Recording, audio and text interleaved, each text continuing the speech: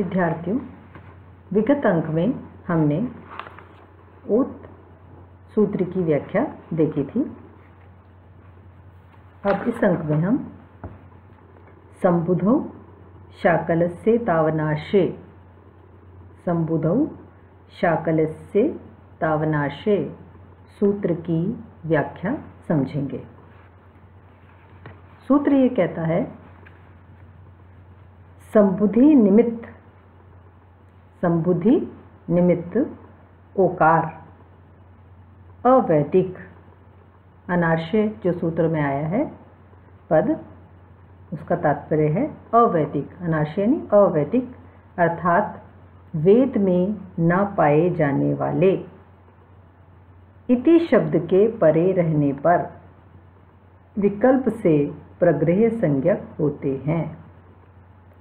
संबुधि निमित्तिक ओकार अवैदिक, अर्थात वेद में न पाए जाने वाले, इति शब्द के परे होने पर विकल्प से प्रग्रह संज्ञक होते हैं। विकल्प से प्रग्रह संज्ञक होते हैं।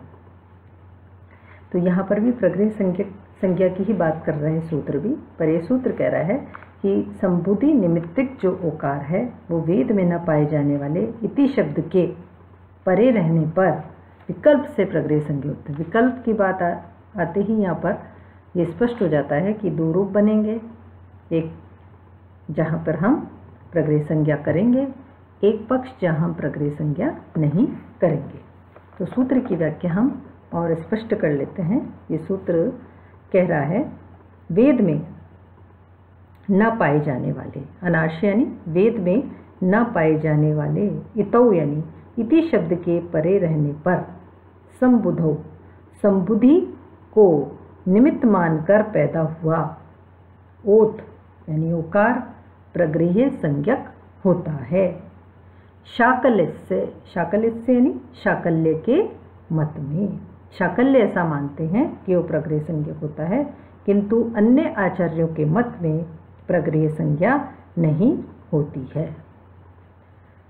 तो जहाँ हम विकल्प से प्रग्रह संज्ञा करेंगे वहाँ, और जहाँ विकल्प से प्रग्रह संज्ञा नहीं करेंगे, उन दोनों ही रूपों पर हम दोनों ही रूपों पर आज चर्चा करेंगे। विष्णु इति, विष्णु, विष्णु इति, विष्णु यह शब्द है। इस विष्णु शब्द से परे संबुधि, संबोधन के एक वचन को संबुधि कहते हैं। विष्णु शब्द से परे संबुधि, संबोधन के एक वचन को संबुधि कहते हैं। इससे परे इति पद लाने से, इससे परे इति पद लाने से, एचो एवयावह सूत्र से, जो यहाँ पर उकार को अव आदेश होता था, किंतु प्रकृत सूत्र से प्रग्रह संज्ञा होने के कारण यहाँ प्रकृति भाव हो जाने से वो कार्य नहीं होता है, क्योंकि विष्णु शब्द से परे उकार हो गया। विष्णु शब्द से परे उकार होने की, विष्णु शब्द के परे यहाँ इति पद आ गया है, और इति पद आने के कारण से यहाँ एचो एवयावह से जो उकार को अव आदेश होना था, वो अव आदेश प्रकृत सूत्र से प्रग्रह संज्ञा हो जाने के कारण से वह यहाँ पर अवादेश नहीं हो पाएगा, और हमारा जो रूप है विष्णु इति इसी प्रकार से रहेगा। यह बात हुई शाकल्य के मत में, जहाँ पर वो कहते हैं कि विकल्प से प्रग्रह संज्ञा हो जाती है। शाकल्य से, शाकल्य जो हैं आचार्य, वो प्रग्रह संज्ञा की बात कर रहे हैं, किंतु अन्य आचार्यों के मत में प्रग्रह संज्ञा नहीं होती है। तो अन्य आचार्यों के मत में प्रग्रह संज्ञा न होने से अव आदेश करके विष्णु इति में ओ को अव आदेश हो जाएगा वेचो एवयावह से, क्योंकि अन्य आचार्य जो हैं वो प्रग्रह संज्ञा नहीं मान रहे हैं।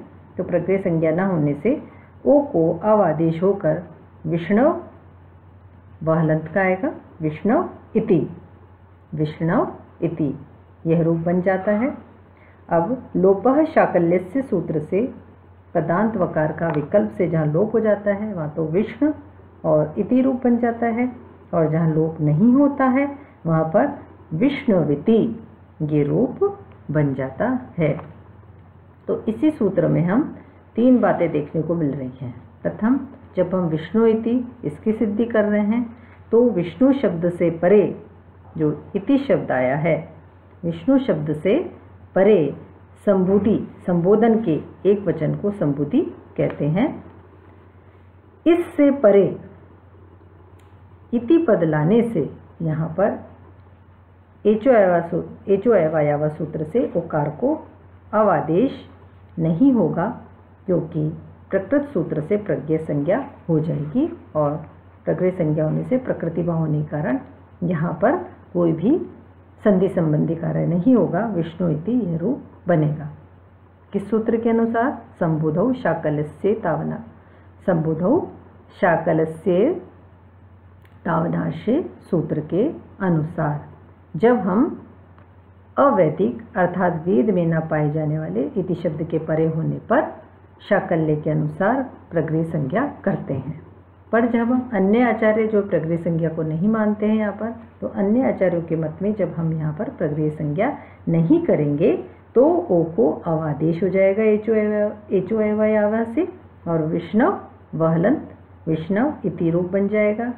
लोपय शाकल्य से वकार का जो विकल्प से लोप हो जाएगा वहाँ तो विष्णु इति, जहाँ लोपय शाकल्य से हम लोप नहीं करेंगे वहाँ पर विष्णुविति रूप बन जाएगा।